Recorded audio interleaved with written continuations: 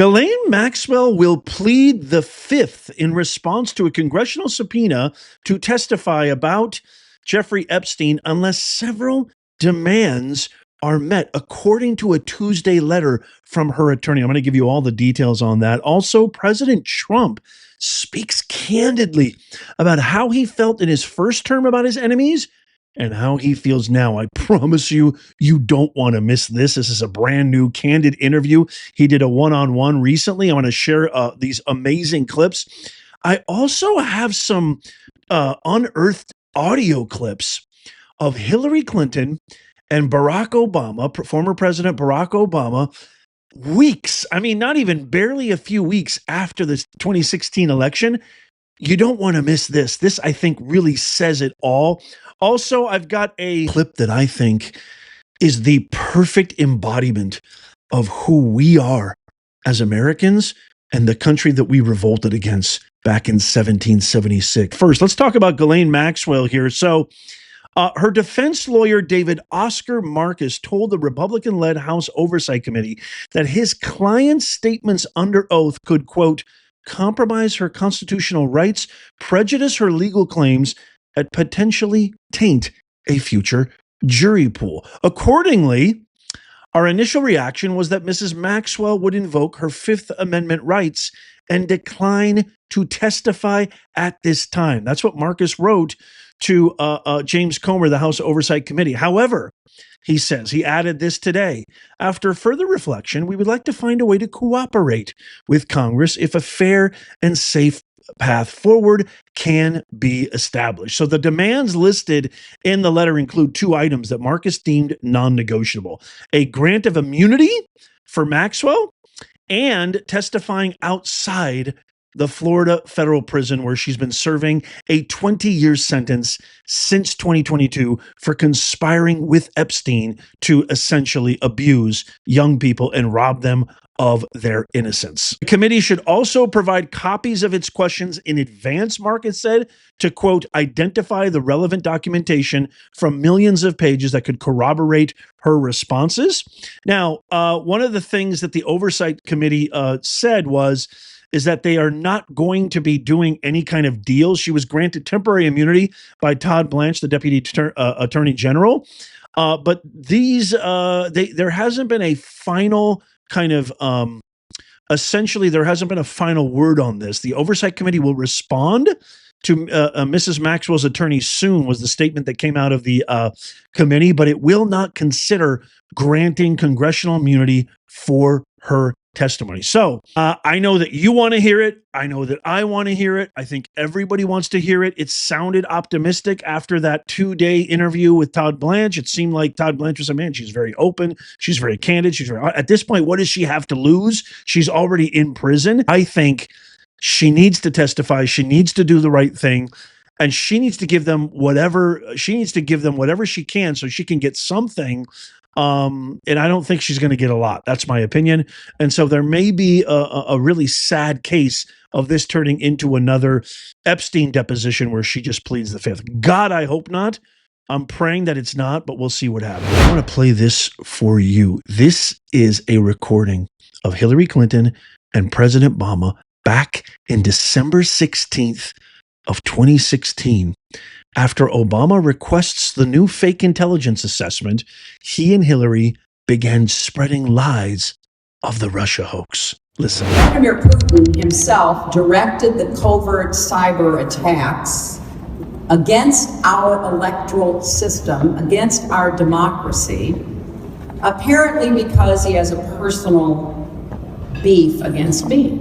So make no mistake, as the press is finally catching up to the facts, which we desperately tried to present to them during the last months of the campaign, this is not just an attack against me and my campaign, although that may have added fuel to it. This is an attack against our country.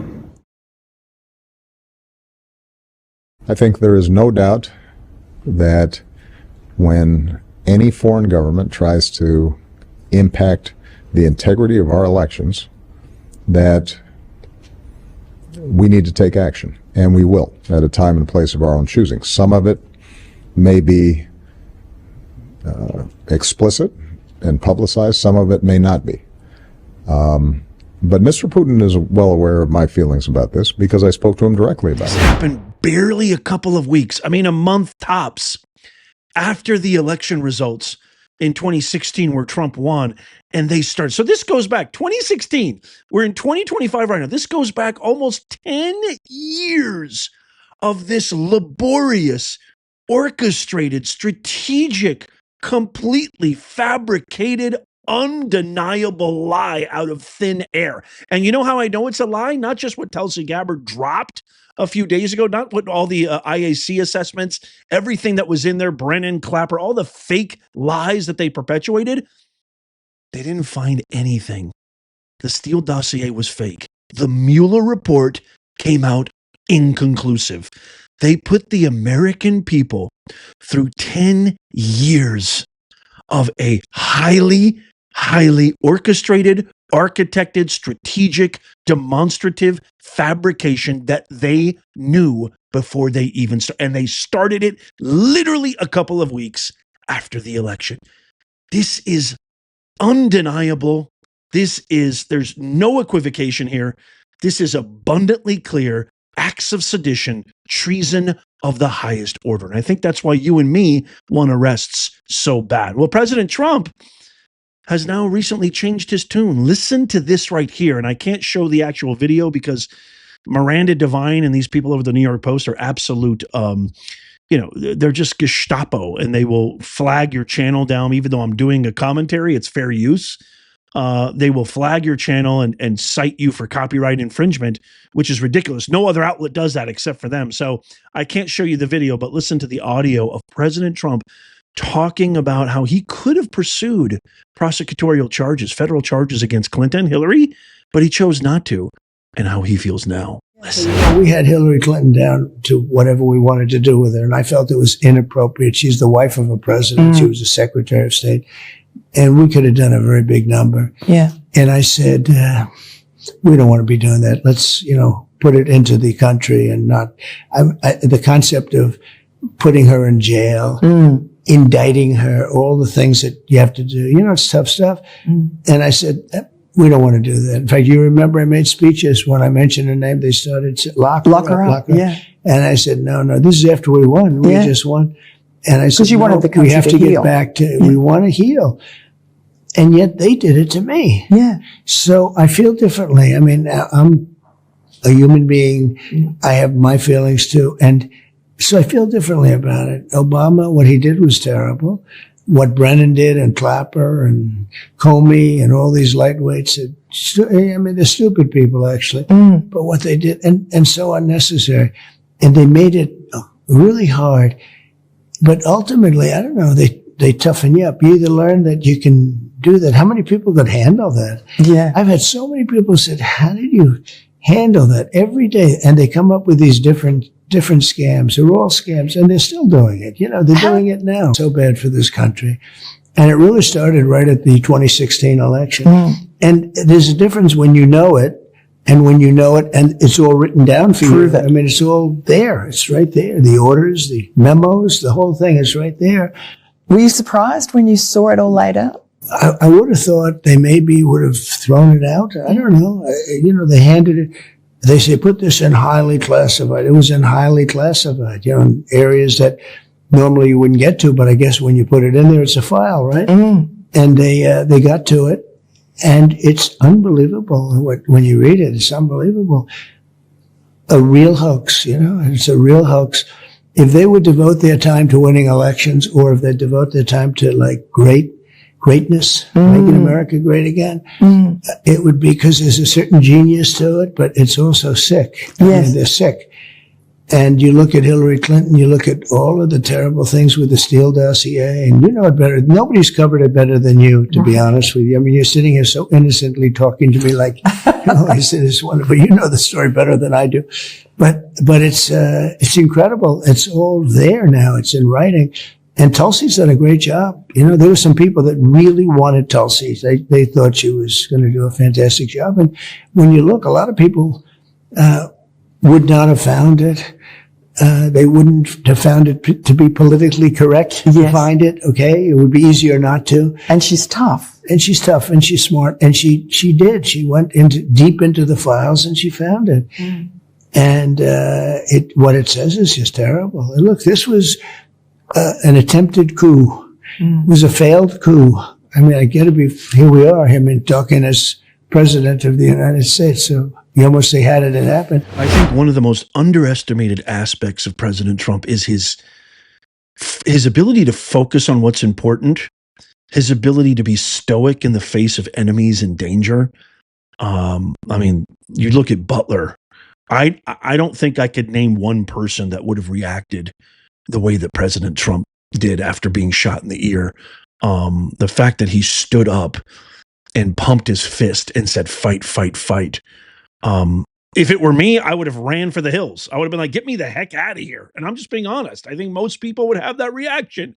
But that's why he's the commander in chief. And that's why the American people have spoken. But you look at his sensitivity, you look at his empathy. A lot of people think he doesn't have empathy. He's this narcissist and these ridiculous ghetto Crockett's and all these mooks on the left call him this and that and Hitler. This guy has a big heart. You know, he wanted the country to heal after he won and beat Hillary. And you still see that even now, even after everything that they threw at him. He's not talking about vendetta. He's not talking about retribution. He's not talking about, I'm going to get those sons of guns or revenge. We're all saying that, but he's focusing on what? Largest tariff deals, reorchestrating global world trade, closing our border, making America safe, passing common sense legislation, keeping men out of our daughters and wives and sisters' locker rooms, and et cetera, et cetera. Common sense issues, passing executive order after executive order, getting rid of paper straws. I mean, I love it. Everything he's doing. He's focused on handling Xi, handling Putin, handling Vladimir the Grommet, handling Keir Starmer, handling, the EU, handling all these people. It's amazing. He has not ever once. But if you listen carefully to what he just said there, he said, I feel differently now. He said that very specifically. I don't know if you heard it. He said, I feel differently now. And he's still getting everything done. But there's a part of him that's like, hey, you know what? Something needs to happen here. And that's why I think he's been so explicit in his statements that, yeah, Obama did it, man.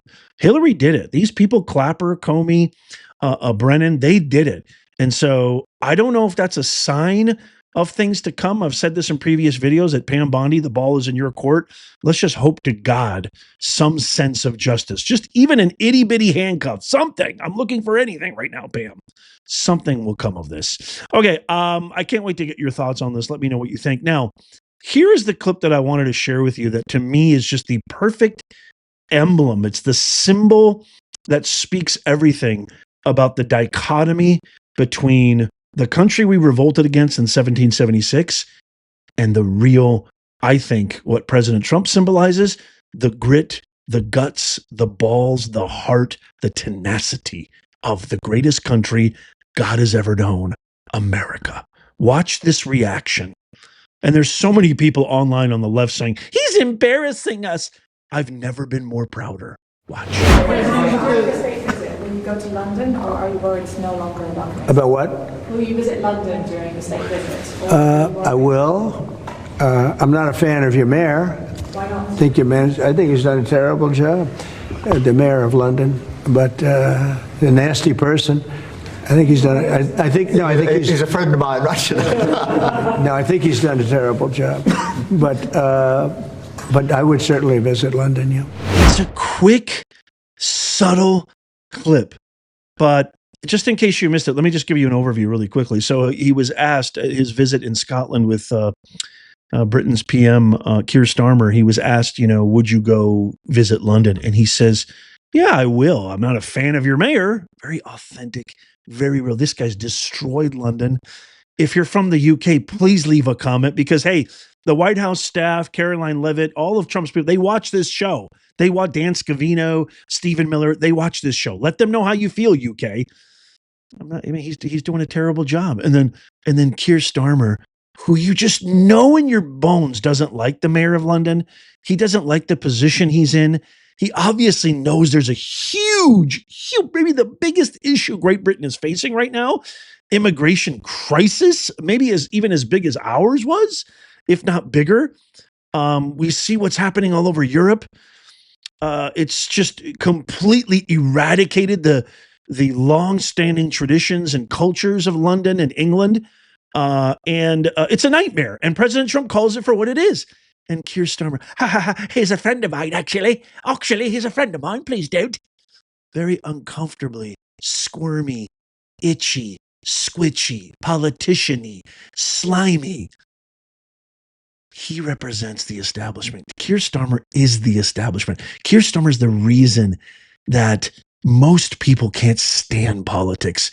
Keir Starmer is the reason nobody trusts politicians.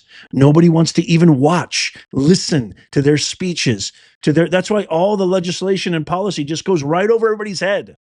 It wasn't until Trump, literally, who revolutionized the entire political landscape, that brought that radical transparency, authenticity, realism, speaking to the people, as the people, by the people, for the people, of the people, really embodying the people, that finally we could get excited again. Finally, we could get an understanding of what's he going to do.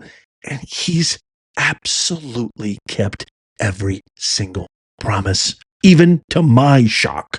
I knew he was going to do excellent, but in 6 months, that fast? We haven't even barely gotten through the year yet, half a year yet. We still got 3.5 more years. Hallelujah. If you're as excited as I am, give me a huge yeah in the comments down below. But I just wanted to share that clip because I just thought it was so perfect and just absolutely exquisite in its real exposition into who we are as a country and who we are now that we have a real commander-in-chief, and the rest of the abysmal examples. You can throw everybody in there. Canada, Great Britain, all the politicians out there, all the radical Hippocrats, everybody, even some of the rhinos and the neocons, all of them. I don't trust any of them. I trust my man Trump. The American people have spoken. I see you eyeing this thing too, by the way. If you want to get one of these or get this as a gift for somebody, holy macadamia nut, our shop, a link to our shop is in the pinned comment and the description down below. Please tap that thumbs up, leave a comment. Check out these videos coming up on the screen right here, just in case you missed them. Tap my face right here to subscribe and follow. It's absolutely free. And as always, may God bless you. May God bless President Trump, and may God bless the USA and all who defend her. I'll see you soon.